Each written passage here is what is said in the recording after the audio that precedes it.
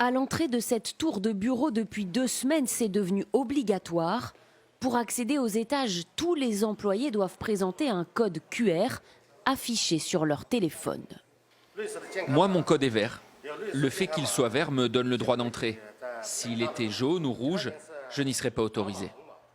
L'application, développée par le géant de l'Internet chinois Alibaba, analyse les données du téléphone pour déterminer si son utilisateur a séjourné dans des zones à risque ou a voyagé à proximité des personnes infectées par le coronavirus.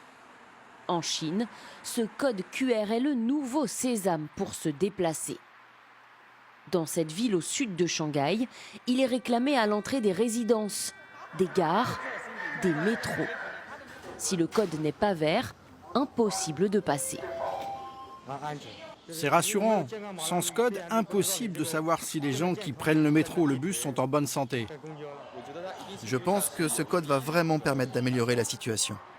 Partout en Chine, des outils high-tech ont été déployés pour freiner l'épidémie. Ce casque utilisé par la police permet de mesurer automatiquement la température des passants à 5 mètres de distance. Dans le sud du pays, des drones s'approchent des voitures pour que les passagers scannent un code qui enregistre leur déplacement. Et à Pékin, ce centre de contrôle analyse les mouvements de population pour déterminer où se trouvent les personnes à risque.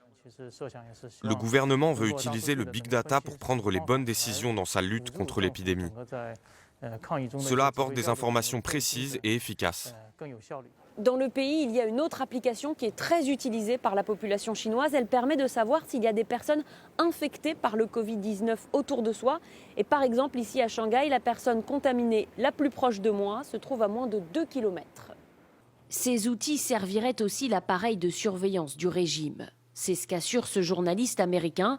Il a mené une enquête sur les données personnelles recueillies par l'application. On a étudié le code informatique de l'application et ce qu'on voit, c'est qu'au moment où l'utilisateur donne la permission d'accéder à ces données, il y a une fonction qui permet d'envoyer sa localisation à la police. Et quand on y regarde de plus près, on s'aperçoit aussi que la police est derrière le développement de l'application.